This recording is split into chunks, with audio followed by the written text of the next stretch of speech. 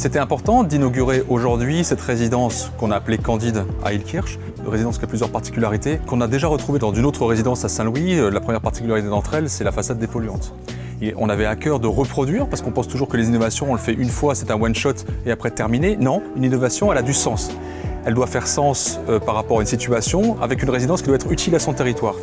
Et donc ici, la résidence Candide à Illkirch, elle est sur un axe principal, beaucoup de véhicules, très producteurs de CO2. Il était important pour nous de retrouver cette façade dépolluante qui absorbe le CO2 par photocatalyse. Cette résidence est une résidence qui se fait dans un quartier qui est en pleine mutation depuis quelques années.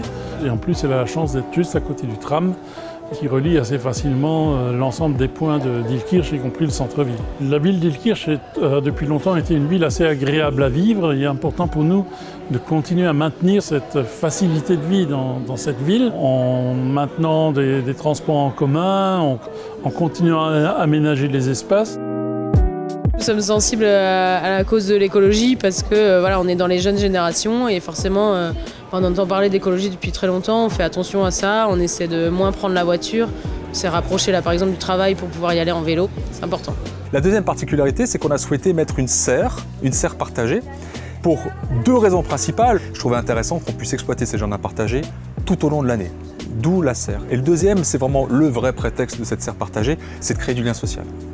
L'idée, c'est que les gens puissent se retrouver, que peut-être les anciens fassent venir les enfants le mercredi pendant 1 ou 2 heures faire des ateliers. Et ça permet de créer justement le bien vivre ensemble au sein d'une résidence. On a planté pas mal de choses, on a déjà récolté les premiers concombres, des fraises. On va dire que c'est un petit plus, c'est toujours sympa de manger ce qu'on a produit. La troisième particularité, on a travaillé la gestion de l'eau qui nous est chère, qui va être une des denrées rares des années à venir.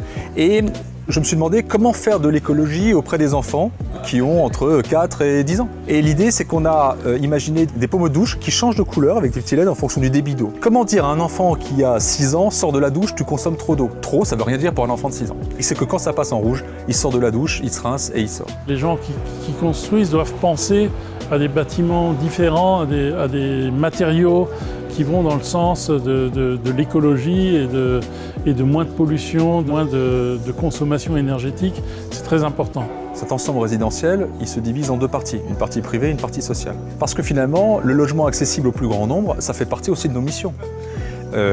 On oppose souvent le monde des promoteurs, et je préfère m'appeler bâtisseur que promoteur, mais promoteurs privés aux promoteurs publics, sociaux pour du logement aidé. Ce sont des gens qui doivent travailler ensemble. Il y a de quoi faire des logements pour le plus grand nombre.